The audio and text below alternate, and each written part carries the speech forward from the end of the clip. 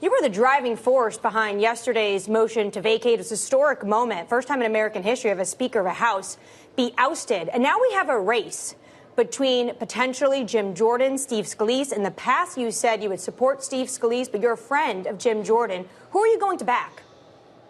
Well, I'm for both of them right now. I'm eager to hear their plans and their vision.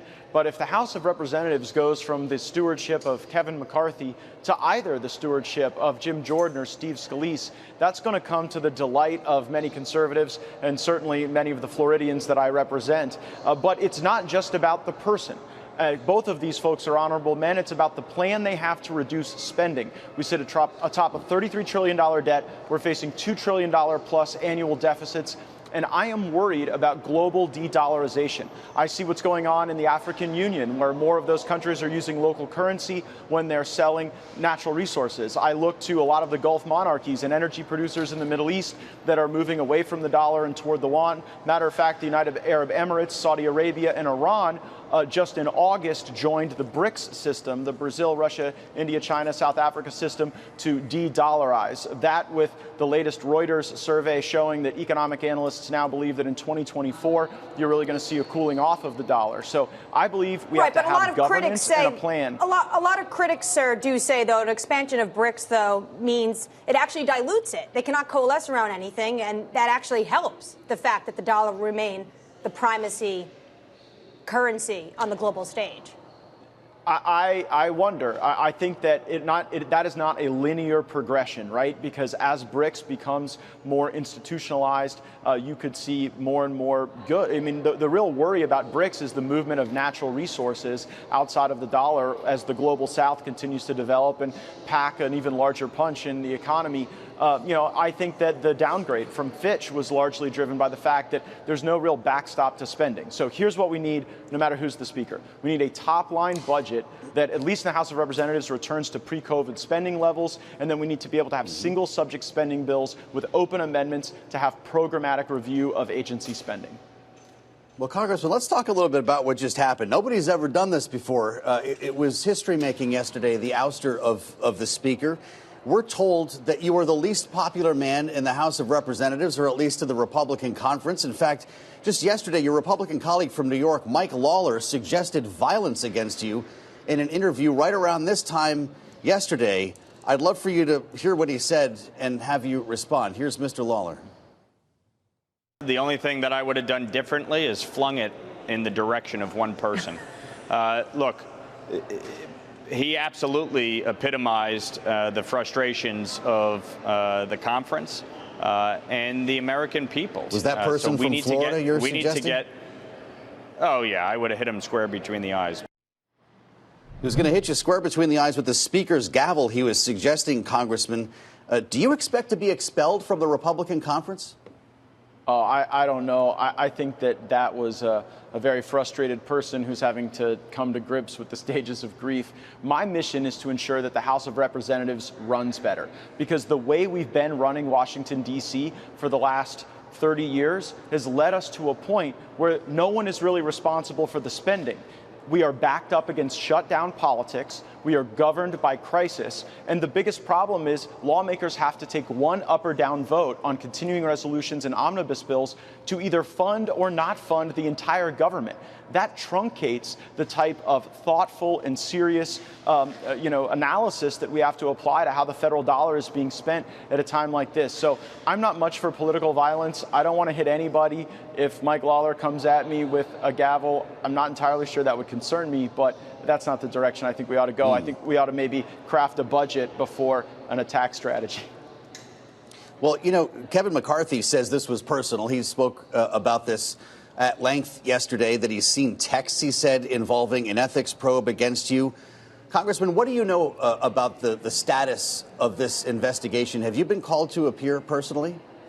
No, I haven't. I've answered all the questions I've been asked, and I am the most investigated man in the United States Congress. I have been cleared by the FBI, the DOJ. The Federal Elections Commission had a 5-0 vote to clear me, and the people who told vicious lies about me 2 years ago are now sitting in federal prison for being part of a criminal fraud scheme to shake down my family. So I don't fear any investigation. I have never asked Kevin McCarthy to assist me in that matter, and sometimes people try to make policy failures personal because those failures are so personally embarrassing to them. So when Kevin McCarthy talks about this conflict being personal, I think it's more projection than a sober analysis of where the House stands. Like, if Kevin McCarthy had passed a budget and followed the law to move 12 single-subject spending bills, regardless of whatever's going on, he would still be the speaker today. It was his unwillingness to do that and his desire to centralize power, in contradiction to the agreement he made in January to become speaker, that led us to this moment. Congressman, I believe you're alluding to Stephen Alford, who is in prison, but he is not in prison for what the DOJ was investigating you on, which was sexual allegations of trafficking a minor. He was in prison for trying to extort your father for money to try to get an individual out of Iran, a hostage, and also potentially a pardon for you. And yes, the DOJ has not pressed charges, but what Joe was asking about the House ethics, and that's very broad.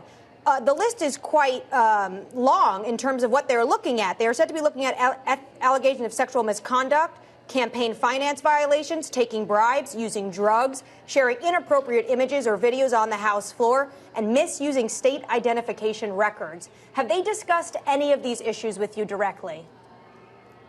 Those things are all false. Those things were all investigated by the FBI and DOJ officials who hate me for years. They turned out to nothing. The DOJ didn't find so much as a parking violation on my behalf. So I'm not at all concerned about this. This is a distraction to try to not confront the substantive argument I'm making about spending. Right? I'm making an argument about the fact that the United States Congress should follow the law and have a budget. And the response is people think I'm an ethically challenged person, even though these things have been thoroughly reviewed. Like, you mentioned campaign finance violations. I think appropriate context for you is the knowledge that the Federal Elections Commission looked into those things and found by a 5-0 vote that I had done nothing wrong. So I am the most investigated man. I am the most exonerated man. And Stephen Alford was absolutely part of using vicious lies to commit a criminal fraud against my family. If people are trying to use those vicious lies now to try to limit my ability to represent my constituents in Washington, D.C., they will not be able to be successful, just like Mr. Alford wasn't successful. Right, but going back to 2021, Joel Greenberg, an individual who is in prison, who cooperated extensively with the Justice Department about this sex trafficking probe, had said on more than one occasion this individual is involved in sexual activities with several of the other girls, the congressman from Florida's 1st congressional district, and myself. He is 11 years in prison by a federal judge in Florida because of this. This was a letter he wrote, is obtained by the Daily Beast. Are you concerned about these allegations? I know you say the DOJ did not press charges, I've been clear. But this information is out there, and the House Ethics Committee is still investigating you. I can assure you that those claims will never be evidenced by any facts, because the FBI and DOJ attempted to do that. Keep in mind, one of the reasons Joel Greenberg is in prison now is because he falsely accused a different person who was a political rival of the same type of misconduct. So Joel Greenberg is literally in prison in part for making false accusations that directly trace the false accusations he's made against me. I think it's thoroughly unserious that you guys are trying to breathe life into these things that have been discredited, debunked, and the people who have said them have, in some cases, found themselves in prison. I want to ask you about Donald Trump, Congressman. He was questioning Republican infighting in a post on Truth Social that I'm sure you saw, but you speak with him personally. You have a close relationship. What does he make of all of this? When's the last time you talked to him? I talk to President Trump pretty regularly, and he has been thoroughly encouraging of my efforts. And I look forward to actually being with President Trump in Palm Beach. We're both scheduled to speak together next Wednesday. So if we're not having a speaker vote and I can make it down, he and I will be together campaigning, and I look forward to making sure he's the next president of the United States. Did he not call you last night after that history-making vote? I'm not going to get into exactly when I speak to the president, but I speak to him regularly. He's been encouraging, and I look forward to continuing to campaign with him as I have in the past. I want to also ask you about what's going on in the appropriation bills. There's an earmark that is for $50 million for your district. And Jake Sherman of Punchbowl News is saying potentially that might get killed now because of the events that unraveled the past 24 hours. Are you nervous about this for the helicopter hangar that you were hoping to get those funds for? Well, I certainly hope that people wouldn't be so torqued over what's happened that they would deprive our national security of a key asset so that brand new helicopters that were just brought in to train our sailors and our Marines and our Coast Guardsmen would be secure and wouldn't be left out in bad weather or in an inferior hangar system.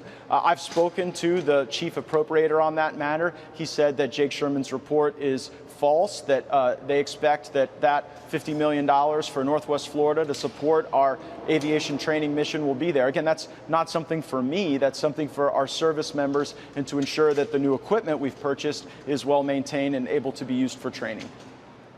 Congressman, I want to just get back to where we started while we have you with us. You accused Kevin McCarthy on the floor of the House of cutting a secret deal, you said, with Joe Biden over Ukraine. It was partly how you justified his removal as Speaker. Steve Scalise, though, backed aid for Ukraine just last week and is seen as a close ally of Kevin McCarthy. Is that a deal breaker for you? No, because it really is the secret part of the deal that offends me more than someone's personal views on Ukraine.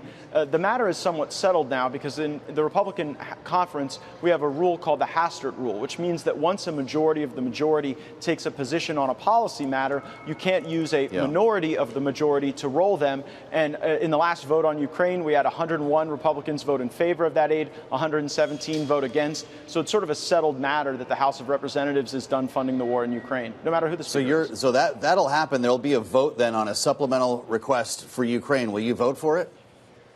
Absolutely not. I've been voting against U.S. involvement in this war for some time. I believe this war will end anytime the European democracies want it to.